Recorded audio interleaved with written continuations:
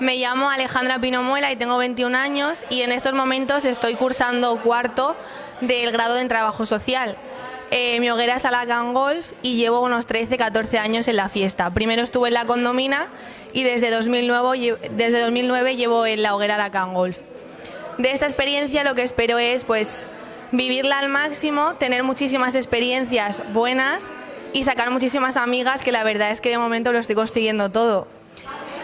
La fecha del 24 de junio me sugiere olor a pólvora, fuego, calor, ilusión y mucha emoción.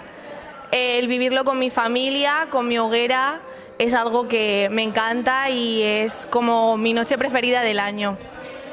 Y le dedico este año a mi madre, y que es la que está conmigo siempre, y sobre todo a mi comisión, que están siempre conmigo, tienen siempre una palabra, siempre están apoyándome y la verdad es que me encanta.